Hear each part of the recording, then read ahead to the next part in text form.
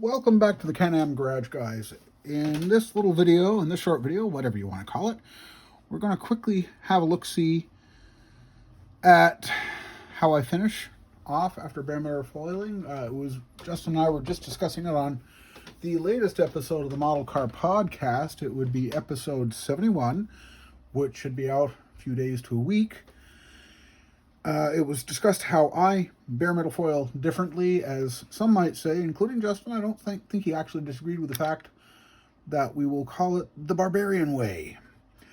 I cut out my piece of bare metal foil. I put it on, cut it oversized, of course. Put it on, let it sit for a day or so before I take the knife, trim around the edges, and then peel off the excess foil. As you can see by doing that, though, it does leave a fair bit of adhesive behind, which it will do that even if you just leave it for an hour. Regardless, some people consider getting the excess foil off to be absolutely horrible job. I don't see what the problem is. What we're going to do is just like I explained in an earlier video. We're going to use some Scratch X 2.0, a Tamiya pointed cotton swab, and a polishing cloth, and as you'll see, a little bit of compound. It will easily, how about right here? This is a darn good area to show it. There's a lot of adhesive. I'll just easily rub some of it on. And I'm not using a lot of pressure. I'm not doing anything special, but I am making sure to get the compound on it. And you can just see how it comes right off, right? I mean, it's, as I said earlier, if I'm doing it, I tend to be lazy, and I tend not to be someone who likes to make my life any harder than it has to be. So, when you remember that stuff, you'll begin to understand how I work. If you ever understand how I work, please let me know. Send me an email. Something, because, heck, I don't know if I understand how I work some of the times.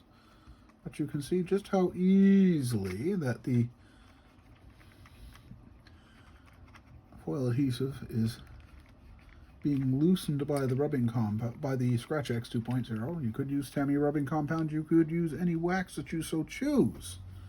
Just something with a little bit of chemical in it, just to get it to come right off. And of course, we'll also take advantage of the time right now to burnish down the foil in those locations. Simply because, hey, we're here. Why not? Let's do it.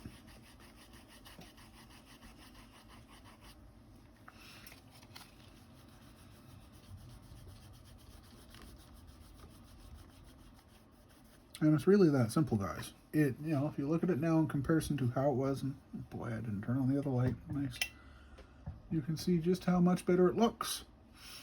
Again, easily a little bit more compound, and we'll take off what's here. Just as easy as 1, 2, 3. And I'm not using any pressure at all. Really, I'm not.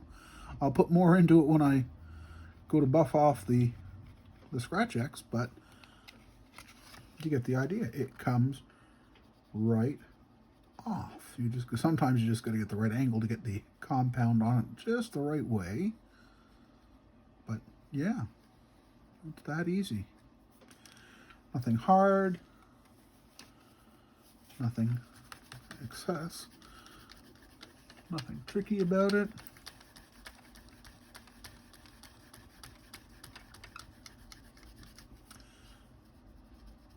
And again, same for playing with the bare metal foil. We'll buff it down just a little bit more while we're here working it.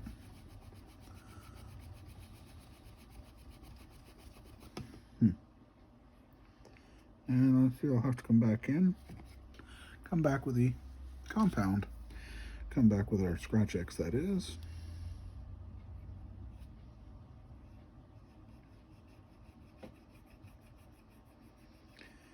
And yeah, you'll see that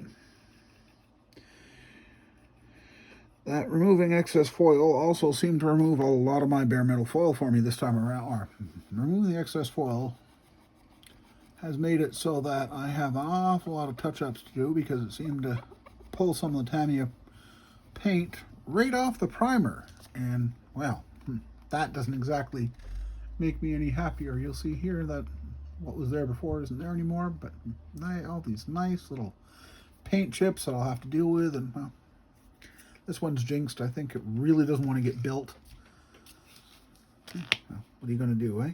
Oh, and if you pardon the humming noise in the background, I forgot to turn off my dehydrator, as we're busy dehydrating what I painted this morning, which would be a coat of clear onto the hood for the Mercedes that's, well, right here. One last time, just to make sure we're getting, because I'm in that mood, I feel like doing this. Why not, eh?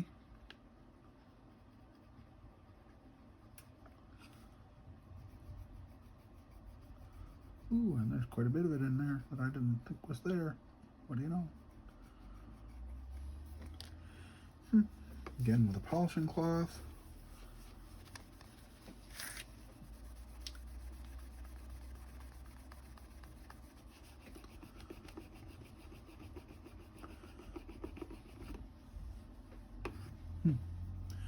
It's coming right along, isn't it?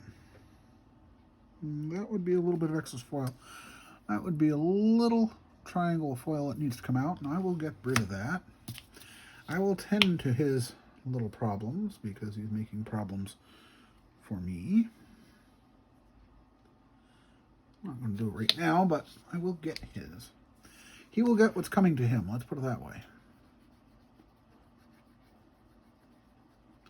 In the matter of this short little video, we've removed, look at that, you see it comes right off.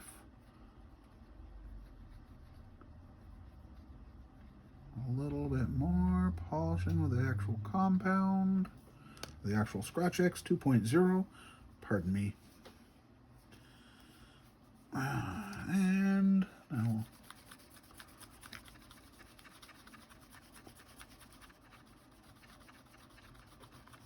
and of course, all it works to get your tongue into the right position in your mouth when you're doing stuff like this, to make sure it works even better, or at least it does for me.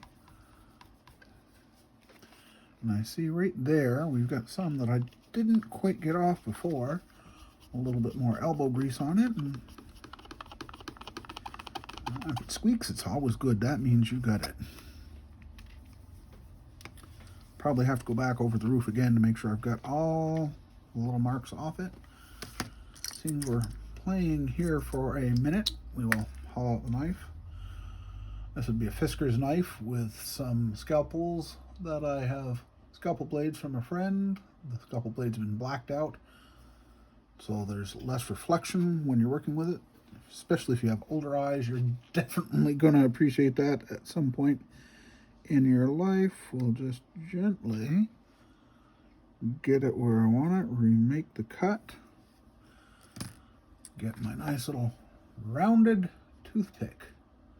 That's all it is. This toothpick I've had for, oh my God, ever since I started working with bare metal foil, which would have been 1989, 1990. Somewhere in there, as you can see, it comes right off. I can see I need to go back over the passenger side of that car again to make sure I got off all the excess right from about here to about here. It appears, again, didn't get the right angles, didn't get the right pressure, didn't have my tongue in my mouth just the right way. Everybody knows that's the best way to get it to work, right? Sure. And I'll go back into there too, polish it down, buff it down, make sure we're getting it good, because we're going to get it all later. And look at that, for a few minutes worth of work for how, what? 9 minutes, really? Oh well, 9 minutes. So for 9 minutes worth of work, the problem is basically solved. Yeah, okay, there's a bit more work to do. As you can see, I've got to go here, and I've got to go around the door handles, and I'll still have to, got a couple touch-ups in the black paint, and I know I got a whole mess of touch-ups in the white paint, and tell you guys, that resin 68 Plymouth Belvedere body really does not want to be built. As you can see, I had broken off this pillar before. I'd re-glued it, and in the process of handling today, managed to break it off. I'll have to put it back in and or see if I can do something else about it. But for now, that's it. I hope you got something out of this. We'll see you next time here at the Can-Am Garage.